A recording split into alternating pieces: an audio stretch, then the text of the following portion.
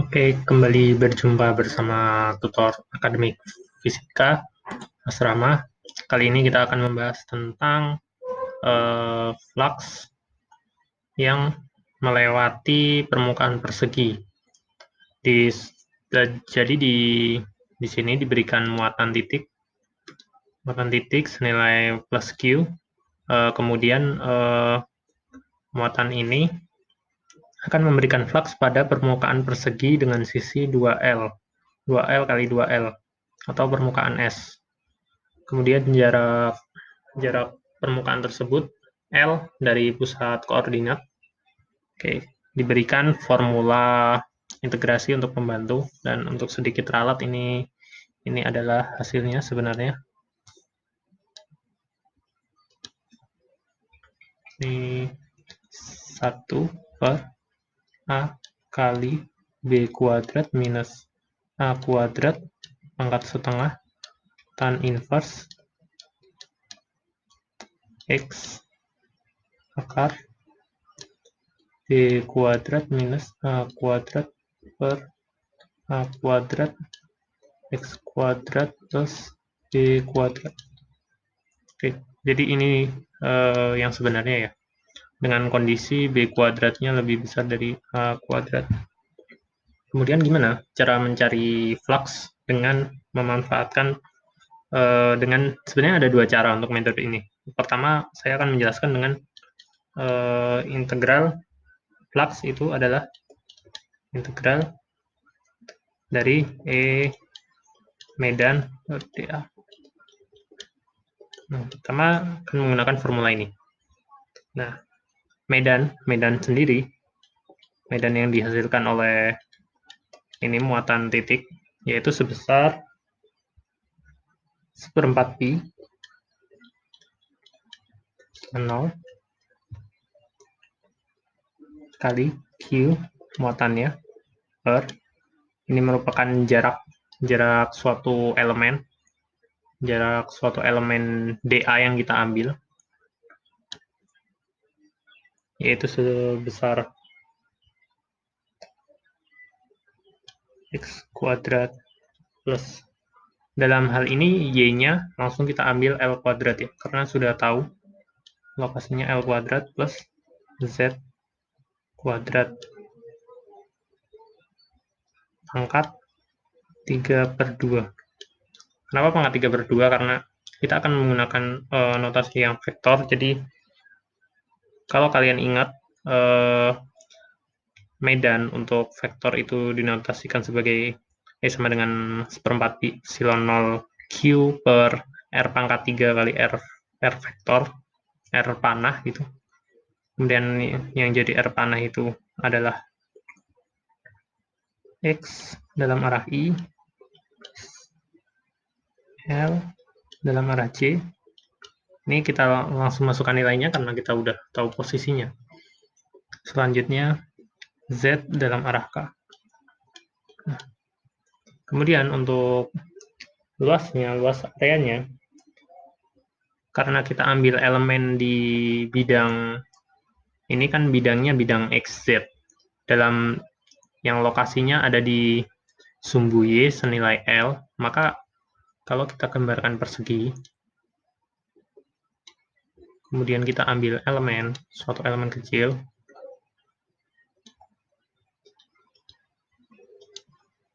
maka di sini dia akan memiliki elemen dA, maka jarak horizontalnya adalah dx dan jarak vertikalnya adalah dz, sehingga dA di sini dA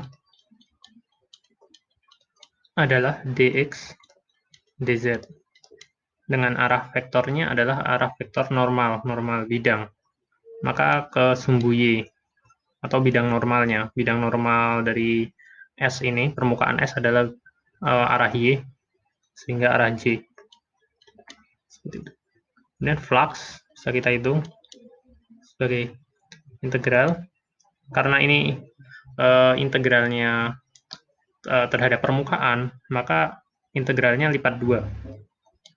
integral 4pi epsilon 0 Q per X kuadrat plus L kuadrat plus Z kuadrat pangkat 3/2.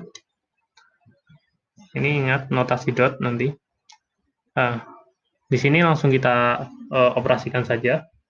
Ini ada dot product, maka ketika ada vektor I, J, dan K didotkan dengan vektor dA yang punya arah J, maka kita langsung ambil saja yang nilainya, karena I dot J itu akan 0 dan K dot J juga akan 0, sehingga hanya ada yang bernilai J dan dot J. Sehingga hasilnya L, kemudian dx, dz, J dot J hasilnya akan 1. Nah, kemudian yang terpenting kedua adalah kita perlu menentukan batas dari integrasinya. Nah, karena ini adalah integrasi terhadap permukaan persegi, maka dengan sangat mudah kita bisa menentukan batas integrasinya. Nanti kalian akan dapat di materi kalkulus untuk integral lipat 2 ini sebenarnya. Nah, dalam X kita akan mengintegrasikannya sejauh min L sampai L, kemudian dari Z-nya itu juga min L sampai L. Dengan sangat mudah kita tulis batasnya L sampai L minus L sampai L. Oke. Selanjutnya kita lakukan yang konstan kita keluarkan seperti QL dan 4pi epsilon 0. Jadi QL per 4pi epsilon 0. Kemudian yang pertama kali kita integrasikan yang dx. Nah, yang dx ini sudah diberikan formula, di mana integral dari dx x kuadrat plus a kuadrat pangkat 3/2 sama dengan ini, x per a kuadrat. Nah, sekian seperti bisa dilihat. Jadi, integral terhadap dx-nya langsung dapat kita tulis. Di sini L kuadrat plus Z kuadrat ini dianggap sebagai A kuadrat. Sehingga hasilnya untuk yang integral dx, ini untuk integral dz-nya disimpan dulu, integral dx-nya hasilnya x per a kuadrat berarti L kuadrat plus Z kuadrat, dimana di sini tadi agar lebih jelas A kuadrat itu sama dengan L kuadrat plus Z kuadrat ya. Nih. Kemudian kita pakai integralnya. Oke, hasilnya kemudian x kuadrat plus a kuadrat pangkat setengah, x kuadrat plus a kuadratnya ini pangkat setengah dari minus L sampai L. Oke.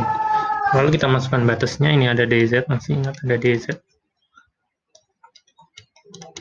QL 4pi epsilon 0 integral minus L sampai L. Kita masukin batas atas. Untuk batas atasnya L,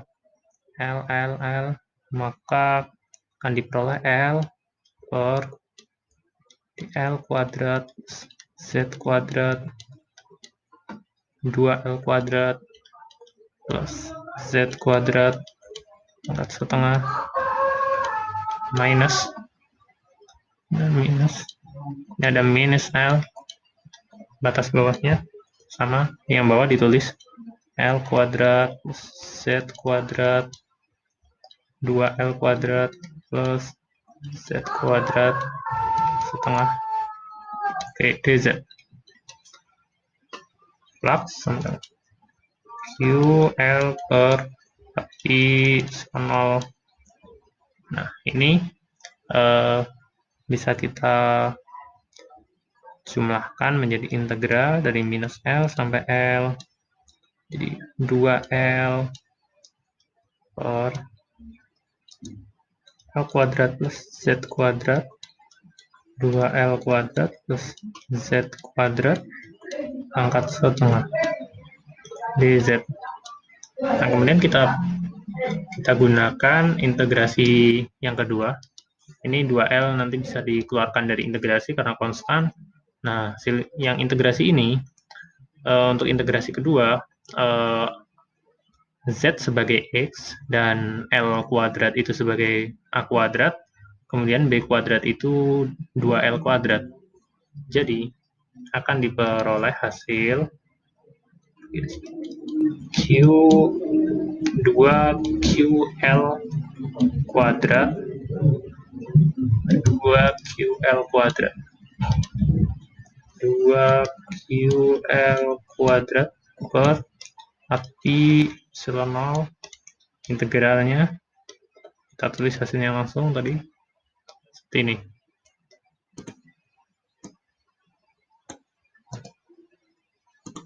Oke.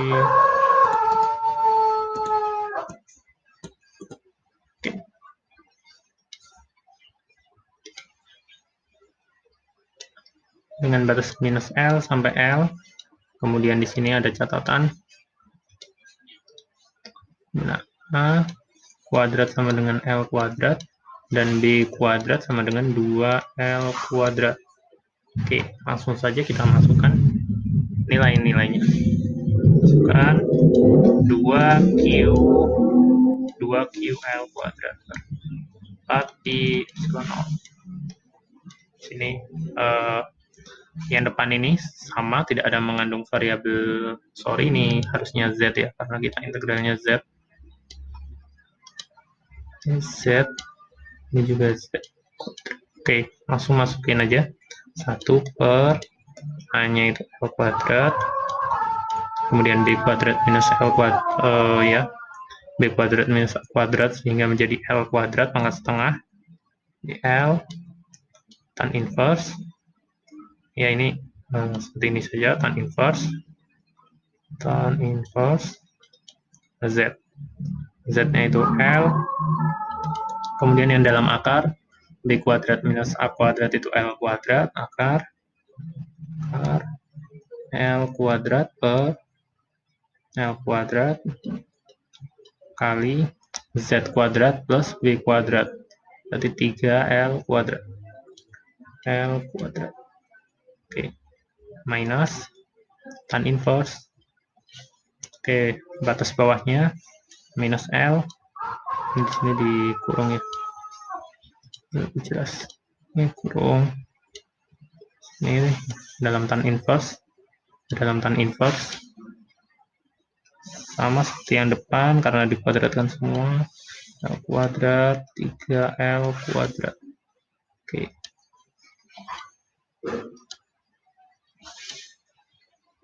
Nah, itu tinggal kita lakukan penyederhanaan. Jadi 2Q ini tinggal pakai epsilon 0. Ada yang kurang. Ya, itu pakai epsilon 0. Oke. Oh, sorry. Ini tidak kuadrat ya. Ya, ini. Ini bukan. Ini L-nya biasa, bukan kuadrat. Karena A kuadrat sama dengan L kuadrat, maka A sama dengan L. Oke, sehingga 2Q per 4Pi epsilon 0. Terlalu panjang.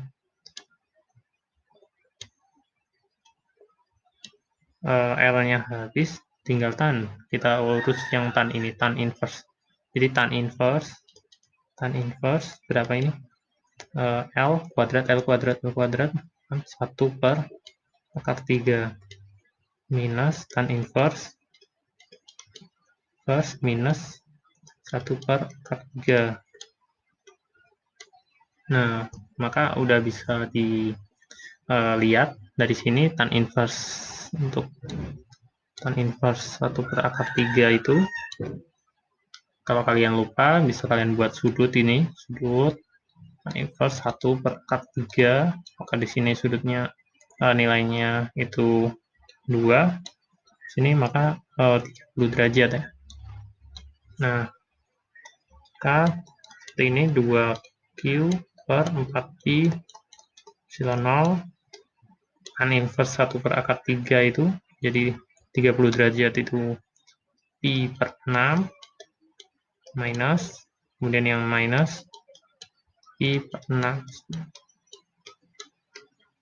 sehingga perolehlah 2Q per pi epsilon 0 kali pi per 3 sama dengan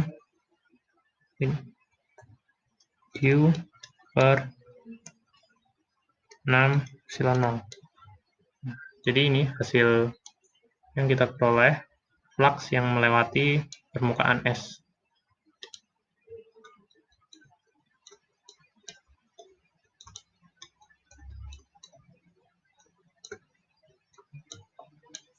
Kemudian, cara kedua yang akan kita lakukan dengan menggunakan hukum Gauss. Nah, seperti yang kita tahu, hukum Gauss berbunyi flux itu sama dengan integral dalam ruang tertutup integral dalam ruang tertutup E dot dA sama dengan Q enclosed per epsilon 0. Nah, di sini kita akan gunakan hukum Gauss pada permukaan yang berbentuk kubus. Kita bentuk kubus.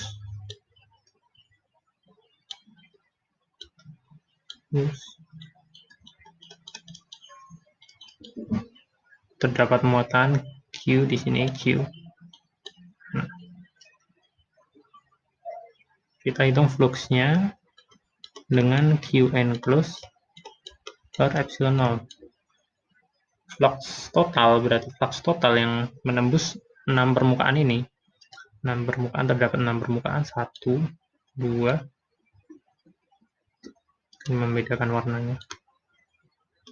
Permukaan yang terlihat dengan warna hijau,